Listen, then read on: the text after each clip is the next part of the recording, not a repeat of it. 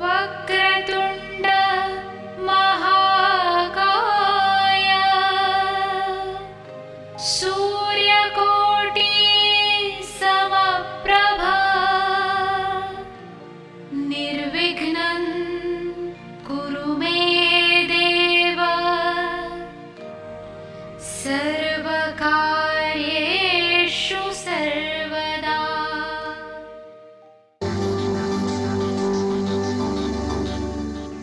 राजीव सूर्यवंशी वास्तु के क्षेत्र में एक जाना पहचाना नाम है। पिछले 1 दशक से भी अधिक समय से इस क्षेत्र में सेवारत, भवनों को बिना तोड़े या फेरबदल किए उनके परामर्श से असंख्य लोग लाभान्वित हुए हैं। सिंहस्थ महाकुंभ 2003 को त्र्यंबकेश्वर में श्रद्धालुओं को वास्तुशास्त्र प्रवचनों द्वारा कृतार्थ करने पर विशेष रूप से सम्मानित किया गया।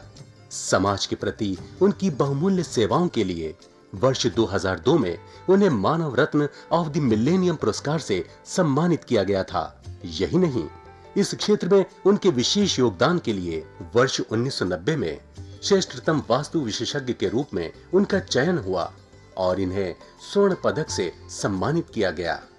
राजीव सूर्यवंशी ने समय समय पर देश के विभिन्न भागों और विदेशों में सेमिनारों और कार्यक्रमों का आयोजन करके समाज की खुशहाली और उत्थान में अपना योगदान दिया है।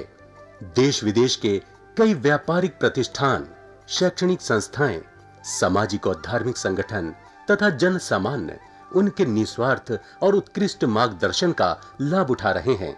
इस क्षेत्र में उनकी एक उल्लेखनीय उपलब्धि वास्तु रिसर्च फाउंडेशन की स्थापना है। वास्तु के क्षेत्र में जिज्ञासु लोगों के लिए राजीव निष्ठावान पथ प्रदर्शन की भूमिका निभाते रहे हैं और उनकी जिज्ञासा शांत करते रहे हैं। उनके अनेक विद्यार्थी इस प्राचीन विज्ञान का देश भर में प्रचार प्रसार करके लोगों का ज्ञान वर्धन कर रहे हैं। नमस्कार। देहरादून स्थित एक होटल मालिक ने मुझे वास्तुशास्त्र निरीक्षण हेतु बुलवाया। जब मैं उनके होटल पे पहुंचा तो पाया कि मेन रिसेप्शन, जहां पर कि होटल मालिक के 2 पुत्र स्वयं होते थे, वह गलत स्थान पर है और उस वजह से उनके पुत्रों का, जो कि बड़ी छोटी उम्र से ही व्यवसाय में पिता के साथ लग गए थे, दिमागी विकास नहीं हो सका। यह रिसेप्शन साउथ ईस्ट डायरेक्शन में था।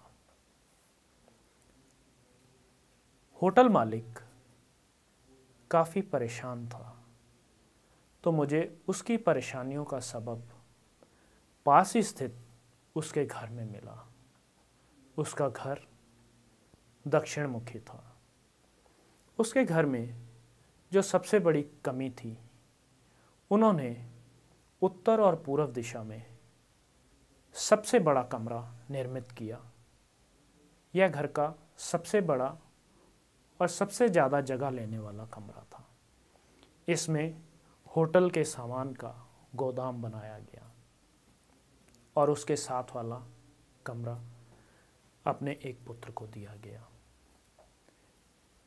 इस घर में जो मुख्य दरवाज़ा था, गेट, वह बहुत ही छोटा और तंग था, जो कि उस कोठी के हिसाब से बहुत बड़ा होना चाहिए था, किंतु शायद उन्हें कोई ऐसी ज़रूरत महसूस नहीं हुई।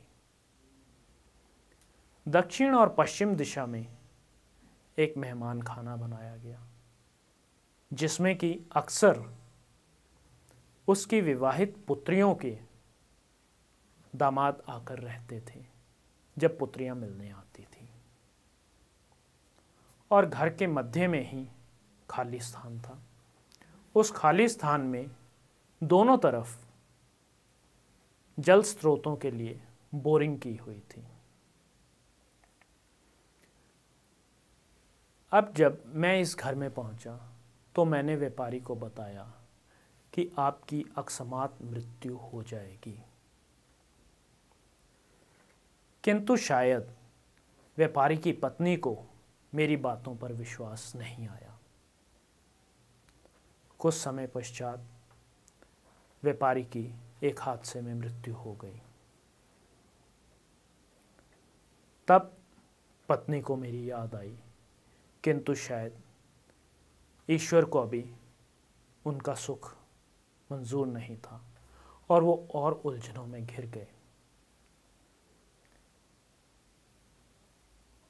इस व्यापारी के दामादों ने घर को लूटना आरंभ कर दिया। पुत्रों का तो पहले से ही मानसिक विकास हो नहीं पाया था और व्यापारी की अकस्मात मृत्यु से व्यापारी की पत्नी भी सदमे में आ गई और उसको कई तरह के रोगों ने घेर लिया। इससे पहले कि वह संभल पाती, उसे हार्ट अटैक हो गया। होनी को शायद कुछ और ही मंजूर था।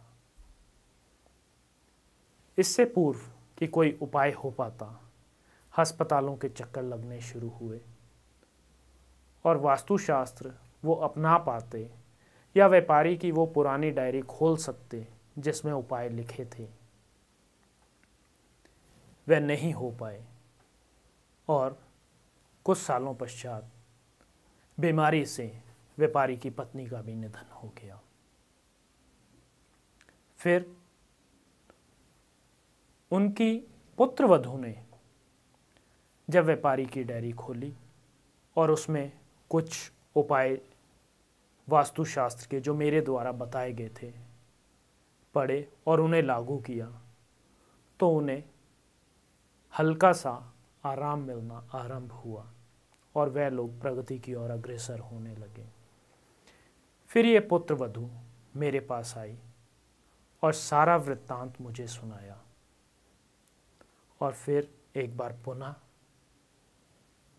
वास्तु शास्त्र द्वारा सकारात्मक ऊर्जा जागृत कर इस व्यापारी के घर में खुशहाली और समृद्धि वापस आई और अब उस व्यापारी का कार्य जो होटल है वो पुत्रवधू संभाल रही है और अब वह लोग धीरे धीरे अपनी पुरानी स्थिति में यानी खुशहाली की स्थिति में लौट रहे हैं और उन्होंने उस गोदाम को वहाँ से हटा दिया और ईश्वर का स्थान वहाँ बना दिया।